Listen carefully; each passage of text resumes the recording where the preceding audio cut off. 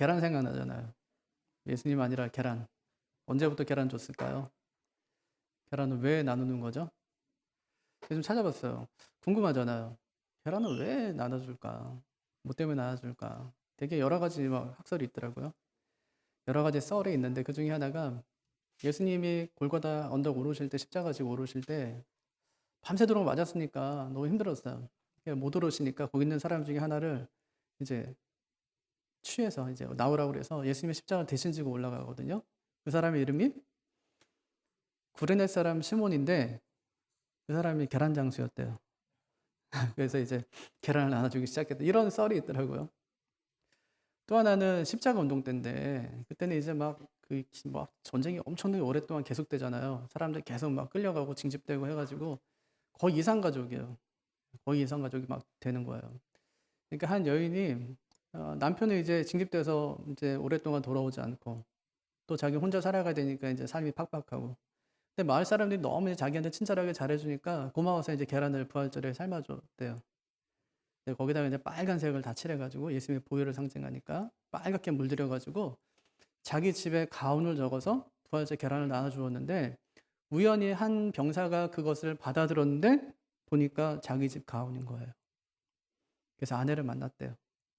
그래서 그때부터 그 다음에부터 이 부부가 계속 부활절이 되면 빨갛게 계란에다가 칠을 하고 그다음에 예수님의 부활을 상징하는 글들을 기록해서 사람들에게 나누어 준 것이 전례가 되어서 아마 그때부터 부활절 계란을 나누어 주었을 것이다.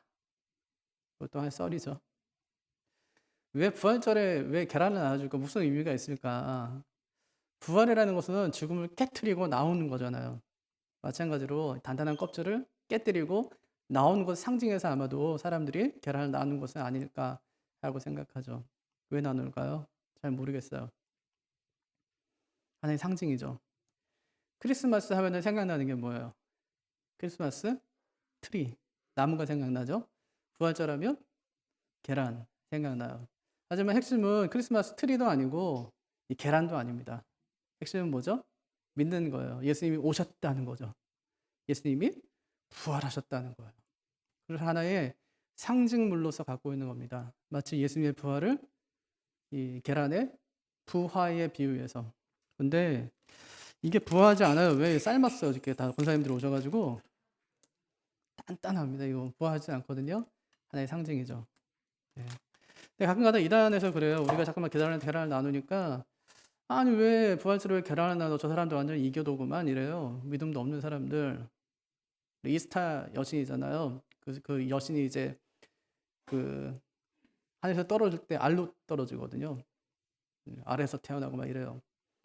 그러니까 그의 탄생을 막 기념하면서 사람들이 막 계란 나눠주고 했었는데 우리가 예수님의 부활절에 막 계란 나눠주니까 이교도의 행동을 한다 이렇게 하거든요. 상징입니다. 네. 크리스마스 트리는요. 옛날에는 막 이렇게 범신론, 옛날에 막 자연신론 믿고 할 때는 그냥 막 고목에다 대고 막 우리가 절하고 막 이랬었어요. 나무에다 대고. 그럼 우리가 크리스마스에 뭐 트리를 하는 거는 그걸 섬기기 위한 것도 아니잖아요. 계란도 마찬가지입니다. 사랑을 나누는 거죠. 집에 돌아가실 때 하나씩 가져가세요. 네, 뒤에 어저께 많이 만들어 놨어요. 가져가시고 혹시라도 정말 사랑하는 사람에게 부활의 기쁜 소식을 전해야 되겠다 생각하시는 분은 하나 더 가져가세요. 그래서 예수님의 사랑을 마음껏 나누시기를 바랍니다. 예, 부활절에는 계란을 받는 것보다 더 중요한 게 있어요. 부활을 믿는 거예요. 그 부활이 내 부활이 되는 거예요. 예수님의 첫 번째 부활이 나의 두 번째 부활이 되는 거예요. 두 번째 순서로 세 번째 순서로 내가 부활을 경험하는 것이 훨씬 더 중요하다는 말입니다. 오늘은 부활을 정말로 믿어도 되는지 그거에 대해서 좀 생각해 보려고 합니다. 일반적으로 부활을 믿는 성도들을 보면 이 두 가지 과정을 거쳐요. 그 중에 하나가 경험적인 과정이고 또 하나가 논리적인 과정입니다. 경험적인 과정은 신앙의 체험을 말해요.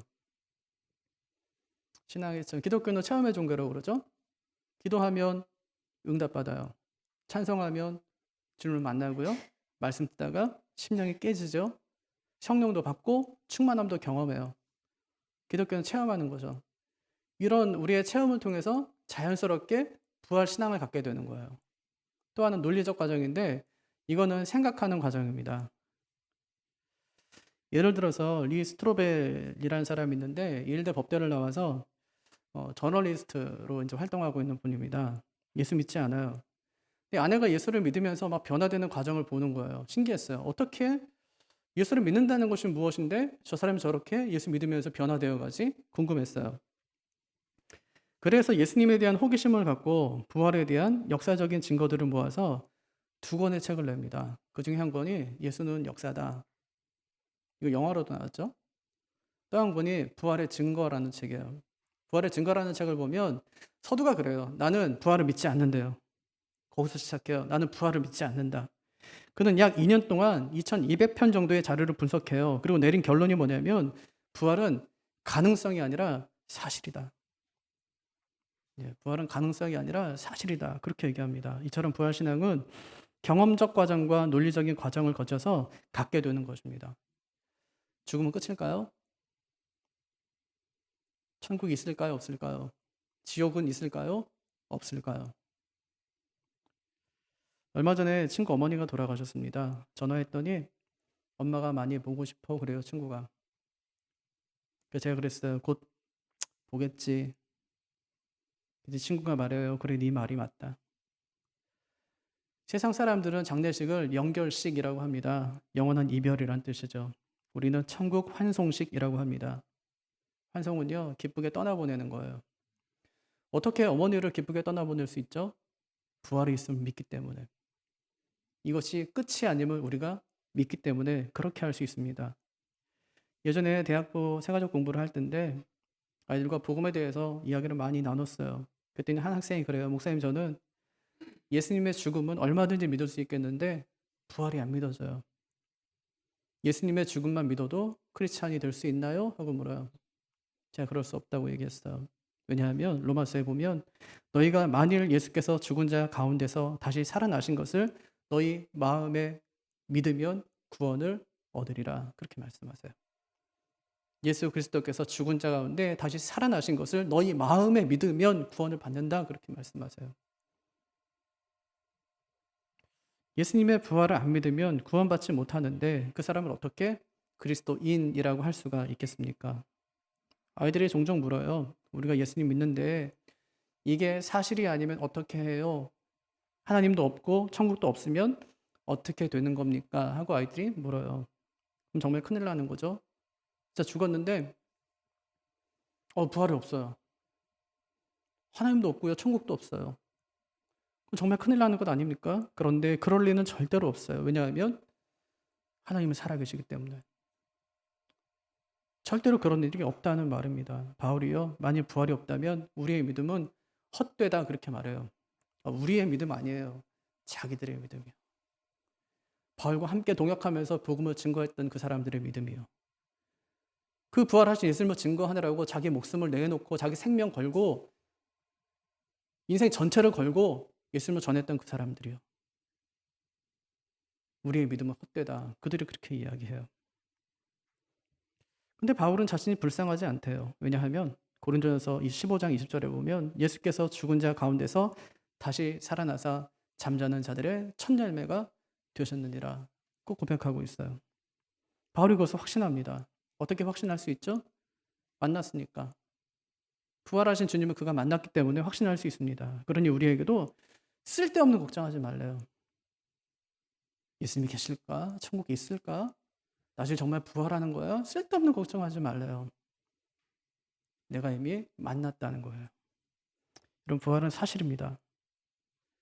그것을 성경 속 사람들은 어떻게 믿었을까요? 먼저 제자들은 부활을 맹목적으로 믿질 않아요. 예수님의 부활을 마지막까지 믿지 않는 사람들이 누굴까요? 제자들이에요. 예수님의 부활을 처음부터 믿지 않지만 마지막까지 예수님이 부활하셨음에도 불구하고 그 부활을 믿질 않아요. 끝까지 의심합니다. 끊임없이 불신해요. 처음부터 믿질 않습니다. 부활하신 주님을 보고도 그들은 믿지 않았어요. 제자들이 예수님의 부활했다는 소식을 듣습니다. 무덤에 찾아가죠.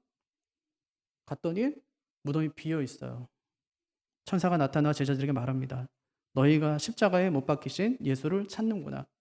그가 살아나셨고 여기 계시지 않으신다. 보라, 그를 두었던 곳이니라.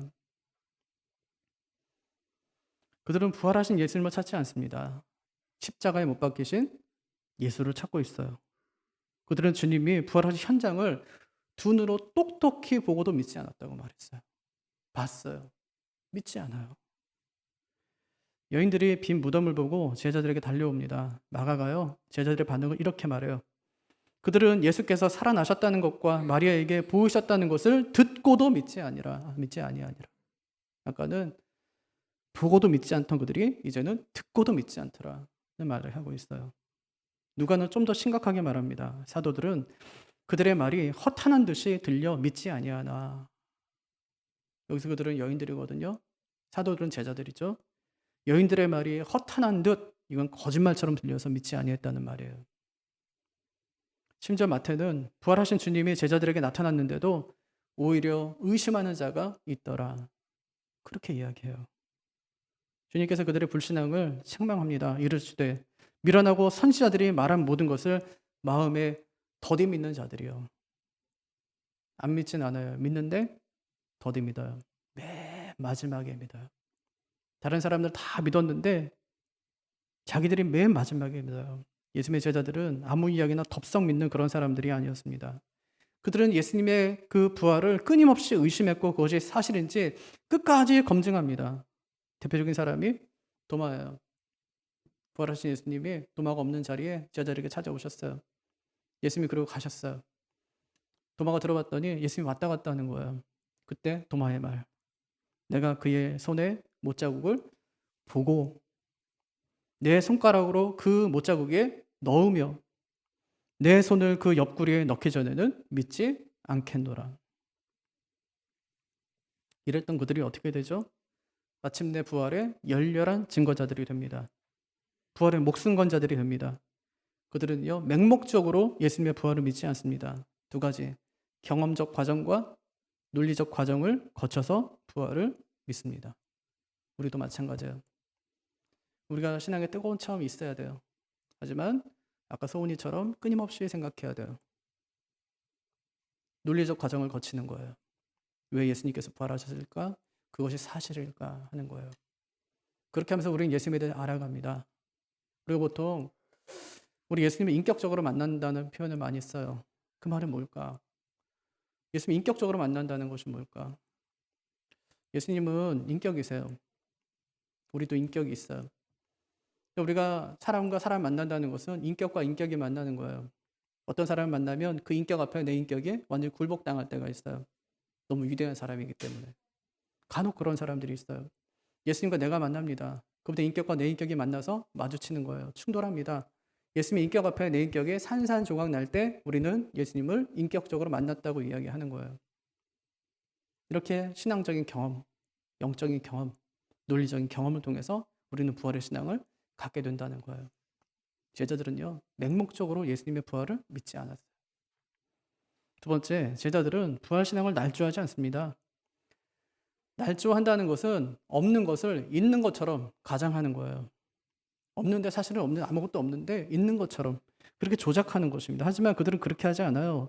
처음부터 일관되게 자신들은 예수님의 부활을 믿지 않는다고 그렇게 이야기합니다. 믿지 않는 사람들이 어떻게 날조를 합니까? 날조를 하려면 믿는 척해야 되는 겁니다. 그리고 음모를 꾸며야 돼요. 입을 맞춰야 됩니다. 사건의 순수한 내용들을 똑같이 증언해야 됩니다. 부활에 대한 강력한 확신도 가져야 돼요. 하지만 제자들은 그렇게 하지 않습니다. 자신이 믿고 있지 않다는 사실을 일부러 감추지도 않아요. 성경도 그래서 굳이 그들이 믿지 않는 사실을 감추지 않습니다. 왜 그랬을까요? 그들이 믿든 말든 부활은 역사적인 사실이기 때문에 그렇습니다. 그들이 믿고 안 믿고는 별로 중요한 것이 아니에요. 그들이 믿든 말든 예수님은 부활하셨습니다. 부활이 실제로 일어난 사건이기 때문에 꾸밀 필요가 전혀 없다는 말입니다. 제자들은 부활신앙을 날조하지 않습니다.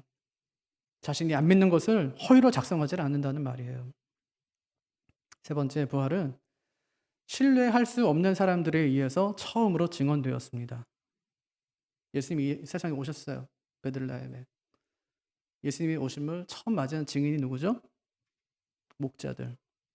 예수님이 부활하셨어요. 예수님의 부활을 처음으로 목격한 증인이 누구죠? 여인들이었어요. 이 두 사람은 유대 사회의 하층민입니다. 그들의 증언은요, 법정에서 채택도 되지 않는 거예요. 탈무드에 보면 이렇게 말합니다. 여자가 내놓은 증거는 하나도 타당하지 않다.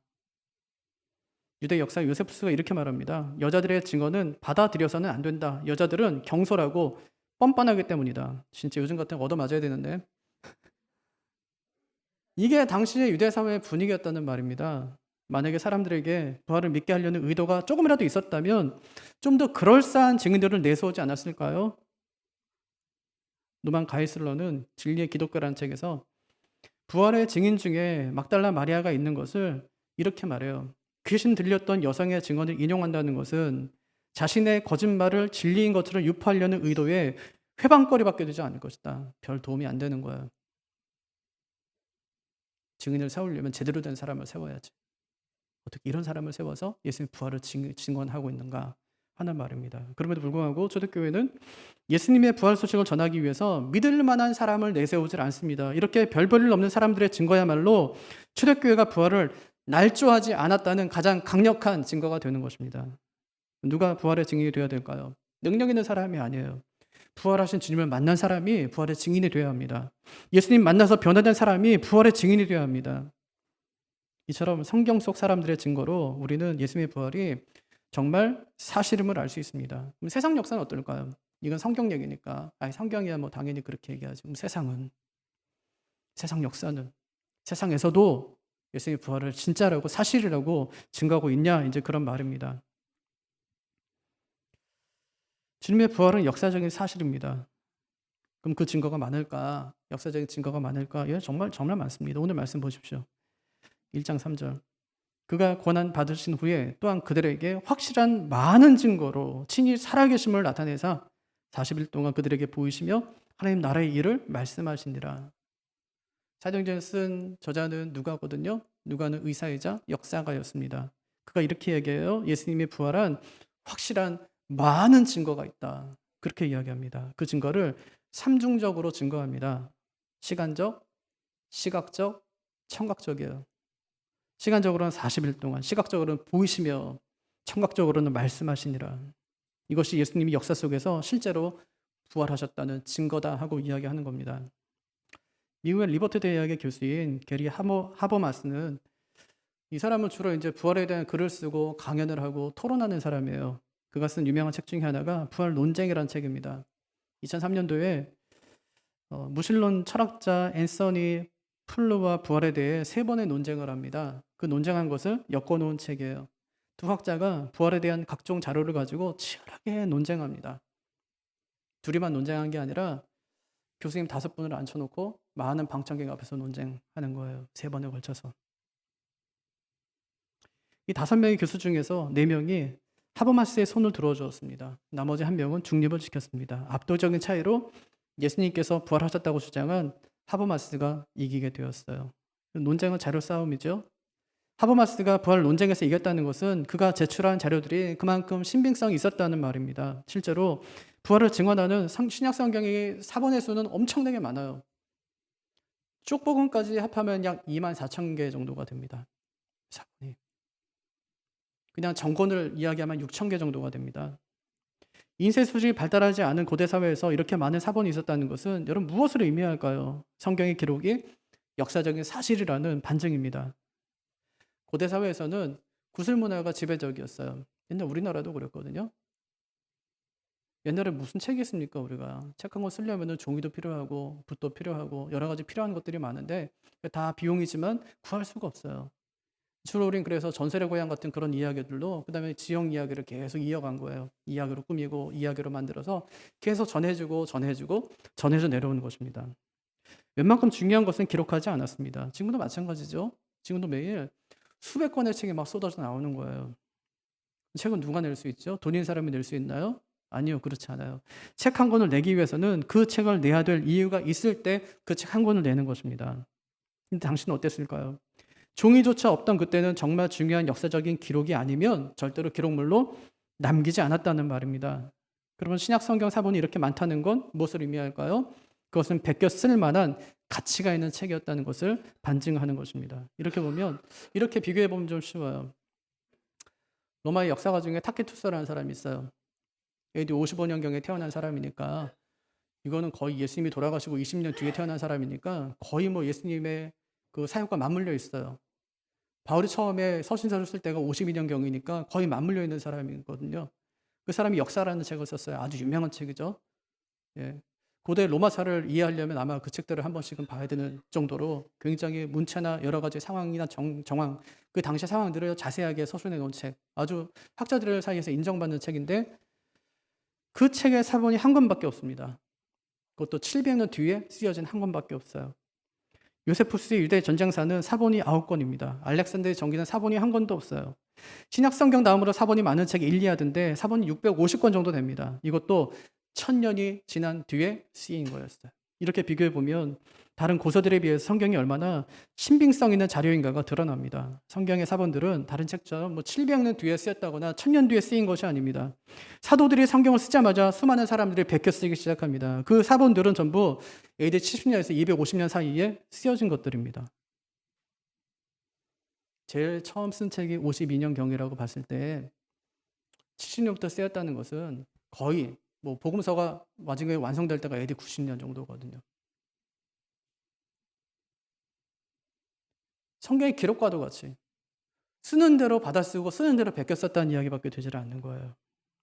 그럼 만약에 성경이 사실이 아니었다면, 예수님의 탄생과 죽음과 부활이 거짓이었다면 당시 사람들이 이렇게 많이 성경을 베껴 썼겠습니까? 만약에 거짓말 투성인 성경을 이렇게 많이 베껴 썼다면 아마 당시 역사가들이 가만히 있지 않았을 겁니다. 그들은 이 책이야말로 거짓말로 가득한 책이라고 평가했을 것입니다. 하지만 고대 어떤 학자도 이렇게 많은 사람이 없습니다. 어떤 학자도 사료를 가지고 예수님의 부활을 부정하기는 쉽지 않을 거란 말입니다. 성경의 사실성을 사본의 숫자가 말해주고 있기 때문입니다. 그것은 신빙성의 면에서도 어떤 고서보다도 높기 때문입니다. 이렇게 예수님의 부활을 증거하는 역사적인 자료는 차고 넘칩니다. 게리 하버머스 교수가 5가지 최소 사실을 가지고 예수님의 부활의 역사적 사실성을 증거합니다. 그 첫 번째가 예수님은 십자가 처형으로 죽임을 당했다는 거예요. 이 사실은 어떤 역사학자도 부정하지 않습니다. 타케투스는 예수가 티베리우스 황제 치하에서 극형을 당했다고 기록합니다. 타케투스와 동시대를 살았던 유대 역사가 요세푸스는 빌라도가 예수에게 십자가 처형을 선고했다고 이야기합니다. 예수님이 십자가 처형을 당했다는 것은 어느 역사학자도 부인하지 않습니다. 두 번째는 제자들은 예수님이 살아나 자신들 앞에 나타났다고 합니다.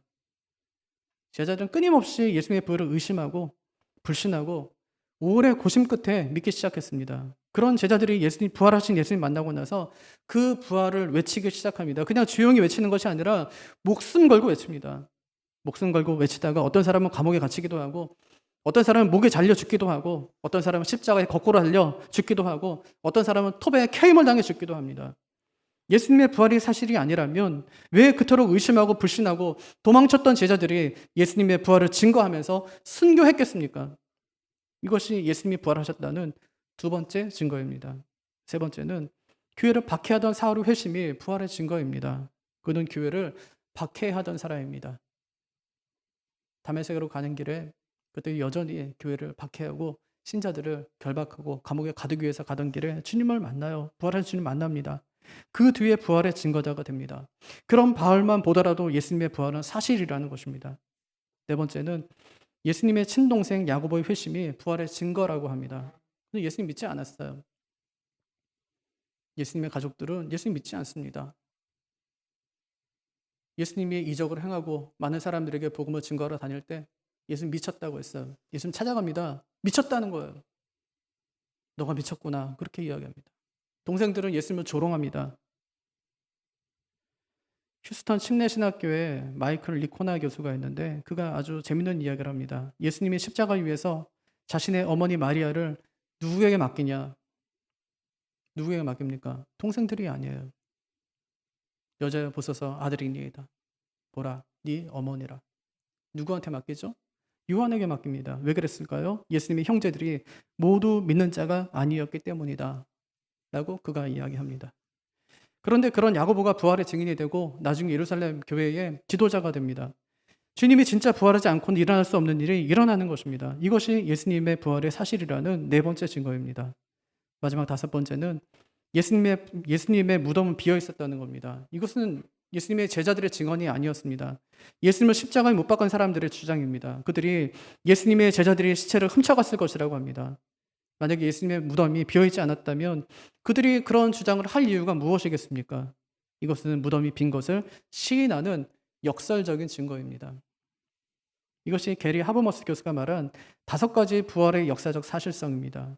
이 외에도 예수님께서 부활하셨다는 사실은 그 증거가 차고 넘칩니다. 말씀을 정리하겠습니다. 영국의 저널리스트 프랭크 모리스는 누가 돌을 옮겼느냐라는 책을 썼습니다. 그의 의도는 부활의 사실이 아님을 입증하려는 것이었습니다. 하지만 쓰다 보니 예수께서 부활하셨다는 사실이 입증되고 말았습니다. 알버트 아인슈타인이 이런 고백을 남겼습니다. 나는 평소에 특별히 젊었을 때 교회를 경멸했습니다. 교회를 무시했습니다. 그러나 내 조국 독일이 어두워졌을 때, 그리고 나치의 핍박 아래 있었을 때 내가 경멸하고 무시했던 교회는 우리 민족의 유일한 소망이었고 사람들의 안식처였습니다. 그리고 내가 나이를 먹어가면서 내 노후의 인생의 석양역에 나는 교회 이외에 내 영혼의 위로를 경험할 수 있는 장소를 찾지 못했습니다. 나는 이제 교회로 다시 돌아옵니다. 내 영혼의 안식처인 하나님께 돌아옵니다. 노만 가이슬러는 진리의 기독교에서 예수님의 부활에 대한 결론을 이렇게 내립니다. 우리가 무신론자가 되기엔 너무 많은 부활의 증거를 갖고 있다. 예수님은 실제로 부활하셨습니다. 부활하신 그 예수님을 여러분의 구주로 믿으시기를 바랍니다. 그 주님을 경배하고 전파하는 분들이 다 되시기를 주님의 이름으로 축복합니다. 예.